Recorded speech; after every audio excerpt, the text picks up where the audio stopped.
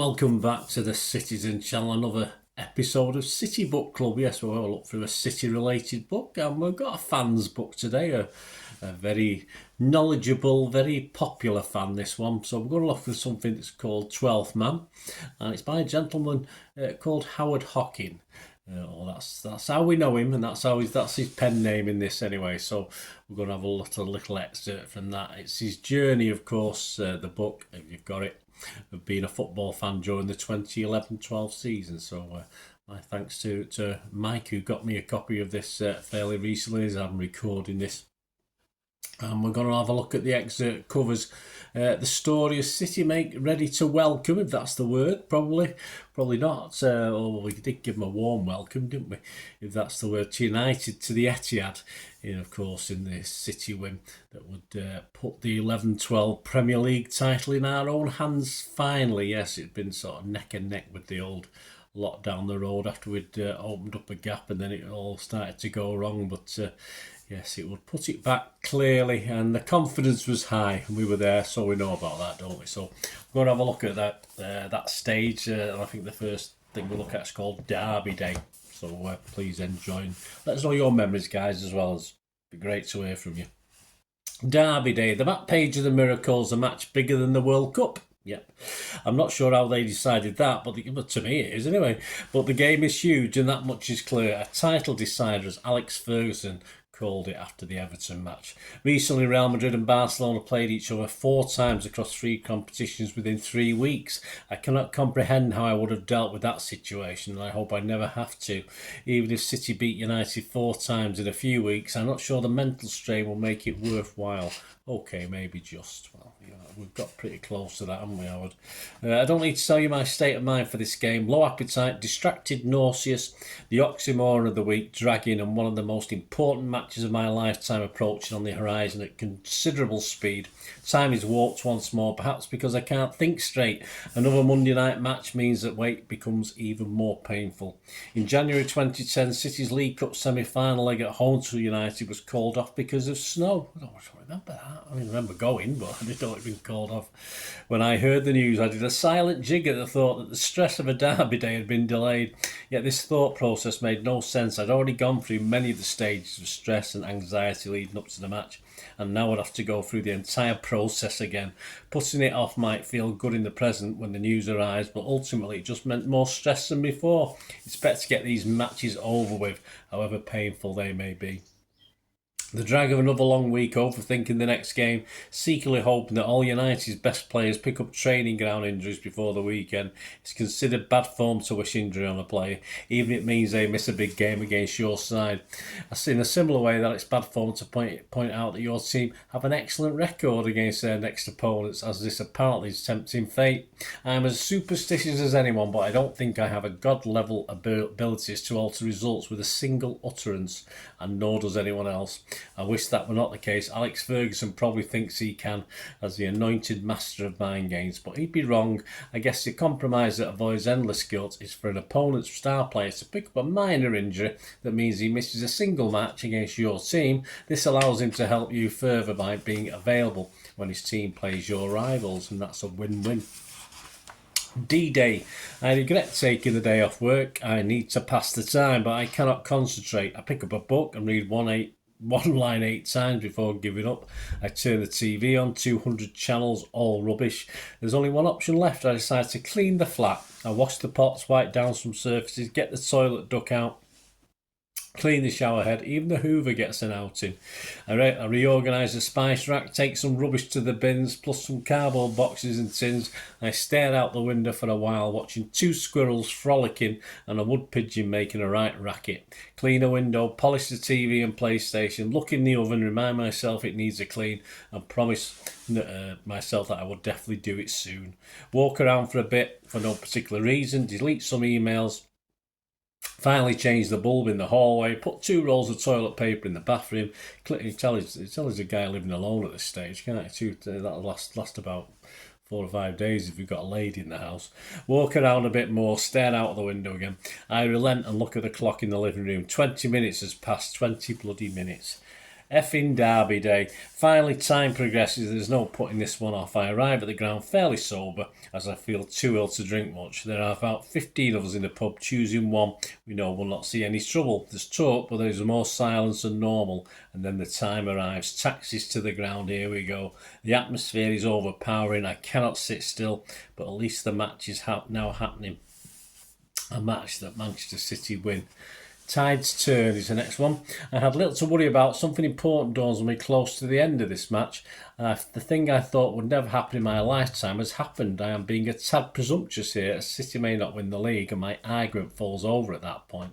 But it's how it feels this moment. City are better than United. Alex Ferguson, with his lineup and his approach to the game, a game they cannot afford to lose, waved a white flag. The side is dour, defensive, tentative, and do not have a shot on target across the whole match. They are everything United have not been for decades, everything I have to endure and ultimate respect for so long. They barely get near the City goal. In a game my side must win, I am strangely calm. They are not a threat. The game is settled in an iconic moment. Captain Fantastic Vinny Company headed home a David Silva corner shortly before half time. It's not a classic match, but that is irrelevant. City win, City top of the league on goal difference, and there are just 2 league games to go. What's more, we the fans made the difference. The atmosphere carried the players home. United may not get close to City's goal, but I still must deal with such a huge match. When one moment could change my mood, change everything. When my team are winning a tense, tough match, I try to ignore time. I try not to look at the clock, as it seems to slow down every occasion I take a glance. History's greatest scientific minds could not explain how time stands still when your team has a narrow lead late in a match. Eventually you can't help but look, damn, 72 minutes gone. Thought we were close to 80 by now. Slowly time moves. You know when injury time arrives, the board goes up, then the clock is of no use as it stops at the Etihad, doesn't now? Now you're counting down the seconds in your head. Win a free kick, take it to the corner. A huge grown possession conceded, idiot. Roberto Mancini is arguing with Alex Ferguson on the touchline, and I love him even more. Keep the ball, win a free kick. You're just waiting for that peep of the referee's whistle. The allocated injury time is up, and yet they play on. Bloody referee palpitations to hear that sweet sound emanating from the referee's mouth. And there it is, his arms raised, the relief is palpable, the roar of the crowd, job done. It was a good day after all, it was the best day, the stuff of dreams. The beauty of streaming out the ground after a result like that, I'm literally bouncing. This is beautiful, so beautiful. Even after the match, I sit in a pub and cannot finish my pint. I'm still so wound up, tense and anxious that the euphoria of the victory cannot remove the nausea and claustrophobia of this title running. I drain the remnants into a plant pot whilst no one is looking. I'll not sleep well tonight despite the day going perfectly. There were a million thoughts racing through my head, 2 cup finals left. Am I even happy? Of course I am, but I'm also exhausted. I know that the 2 weeks ahead will be no calmer. You're going to get more exhausted over the coming years, mate, aren't you? That's for sure. Diversions, you want to gloat, you really do. City have done the double over their biggest rivals. They've gone top of the league. They win the last 2 games, and they are champions of England. And ahead of champions of England. But they have to win those last 2 games against 2 very different opponents. As any football fan knows, gloating can come back to haunt you. And the stakes are too high here. There's an uneasy truce in the office. My United supporting friends have disappeared off Facebook again. But I must bite my lip, put my head down, try not to think about next weekend, do my work and just survive. Now is not the time to be shouting from the rooftops. The night before the Newcastle match, I decided to go to another comedy gig, which I hope will take my mind off football, if only for a couple of hours, to fill the void of the night before the big match. Sadly, I replaced the panic of a title race with the panic of sitting too close to the front for a comedian who, it turns out, loves to talk to the audience. Having not prepared enough material of his own, thankfully he does not decide to talk to me, reaching the couple next to me before stopping. But the stress levels are now off the chart. There is no escape until the season is over. Resistance is futile. As I get back from the gig, I get a call from my friend Simon. His brother has got man flu, the worst type of flu. He's bedridden for the foreseeable future. Would I like a ticket to the Newcastle match? My heart races on once the question ends. My mind races too. There is a lot to take in here, and the first consideration is that I am the least impulsive person that has ever walked the earth. I like my week planned out and to know what lies ahead. Suddenly I'm offered the opportunity to travel to Newcastle to watch one of the most important football matches of my life. I've already arranged to watch the match with 3 friends in a local pub. I then feel guilt for some reason at thought of bailing on them. And finally, of course, there's the age-old issue of my bravado or lack of it. The answer is obvious though. It's time to stop being a coward. The penultimate game. The next morning, I'm on a local supporters group coach on my way to St James's Park. My first beer is at 8 a.m, by which time they're on their 3rd drink at least. It's 1:30 p.m. kickoff, so time really is of the essence. The coach has a toilet, but it resembles the one out of train spotting by 10 a.m. A service station stop on the way is well appreciated. As anyone who's been in the away end at Newcastle knows, the seats are in the gods. They are. I am exhausted by the time I reach my seat, though I've sobered up considerably, but no amount of alcohol can mask my nerves. Back at the ground where City last won the league. The atmosphere is hard to describe. You can feel almost every emotion in the air. It crackles. There's an upbeat feel, but undoubtedly an air of tension too. Even the chants have an element of nervousness in them. The longer the game goes on, the more it envelops us all. I may have been slightly more relaxed if Newcastle were on the beach by now, counting down the days until the end of the season. But this is a good sign of everything to play for, having just won at Stamford Bridge and with qualification for the Champions League still up for grabs. The caveat is, if Chelsea go on to win this season's Champions League, 4th place in the league will not qualify next season. Very harsh. City are good, they dominate the match, but fashion few chances, though one shot is cleared off the line. There is enough to suggest that the team have not frozen on the big day, but we need that goal. Second half progresses, the clock ticks by, though I try not to look at it. City are still struggling to fashion good chances. Then Roberto Mancini does that thing again by making what looks like a defensive substitution when goals are needed. Nigel de Jong on Sami Nasri off, but now Yaya Toure can venture forward more. The clock keeps ticking. At what point do I really begin to panic, as I know City have to win this game? United are at home to Swansea City later in the day and they will win that. Please score, City, please. I don't ask too much, just do this for me, for all of us, please. And then 20 minutes to go, there's an interchange with Sergio Aguero and Yaya Toure from outside the area. Curls the ball majestically low and into the corner. The net ripples, the away end erupts. Toure knee slides and there's a pile-on of players close to me. A child is knocked over in the ensuing carnage, but he finds it all hilarious. The mood changes in an instant. It's a magnificent goal from a player who scores heavy goals and carries his brilliance with such nonchalance. I'm surely happy now. Not so. After the celebrations die down, now I want another goal so there's a chance to relax of sorts. One moment is all it takes for the league title to slip away again. Don't mess it up now. City never make it easy though, but that's probably how all football fans think about their club. Sergio Aguero misses a City, then misses another after Yaya Toure trips himself up when through on goal. Newcastle miss a chance. This is torture of the football variety.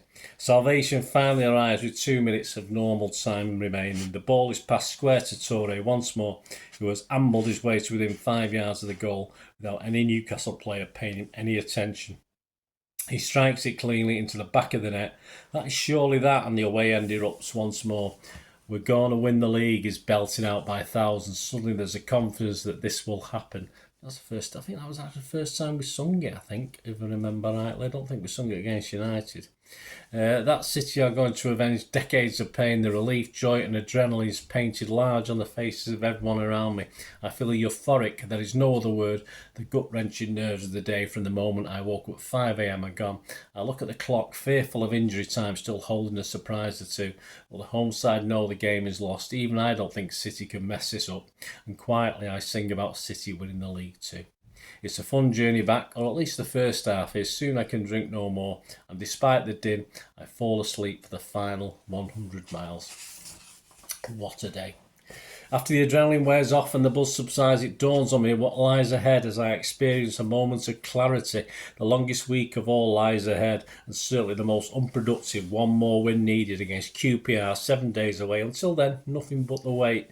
The week in the office is a strange one. The idea that work will distract me is a false one. It doesn't. And with my concentration levels shattered, my work suffers. The office is a mix of United and City fans, with a solitary Bolton and Oldham fan thrown in for good measure. There is a general consensus to avoid avoid all football talk, apart from one United fan who mysteriously regained his bravado after the Derby defeat and seems convinced City will mess it up against QPR. I don't engage because there is little point in doing so. What will be, will be. The United fan can sense the nerves deep down he knows and has admitted that City are clear favourites for the league. Well, he can sense my weakness and that of every other Blue in the building. United have been there, done it, City haven't, and perhaps crucially, QPR may need to get something from the match to avoid relegation. United travel to Sunderland, who have nothing to play for, already written off that as 3 points for the visitors. The situation is crystal clear in my head. City need to beat QPR to win the league. The simplest of formulas. Right, I'll leave it there, guys, but...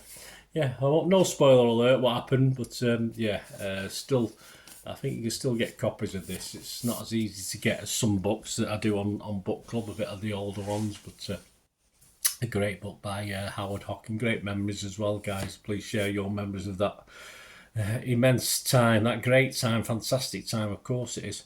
And I hope you enjoy this little City Book Club, an excerpt from 12th Man by Howard Hockin. And if you are new to the channel, you're stuck with me, guys. I do everything City past, present, as long as I can keep going. So push that subscribe button if you haven't done so already. Press the notification button. Great to have you on board. And you will see stuff on another passion of mine, not as passionate as football, of course. Doesn't affect me like football, but film and TV as well. So have a look at some of the reviews and stuff I've got on there. It's fantastic. Or you know someone who might be interested, perhaps who isn't interested in the football, you can point them in my direction. And I'm always after groups, organisations or individuals willing to support the channel. If you can support the channel in any way whatsoever, always much appreciated. Of course, going forward, sponsor the channel after sponsorship as well. So if you like what I try and do and want to get involved, please message me through YouTube. We can have a chat and what I can do for you and what you can do for me. That'll be absolutely wonderful. So we can have a little chat, or you can get in touch with me through the socials where I post loads of football and film and TV stuff as well. So you can get me on X and TikTok at the same address, at Bernard_Deneen. You can get me on Facebook at Bernard Deneen. And if you just want to chat and just throw a few ideas out at me and what I can do for you as well, just email me. The address will be on screen.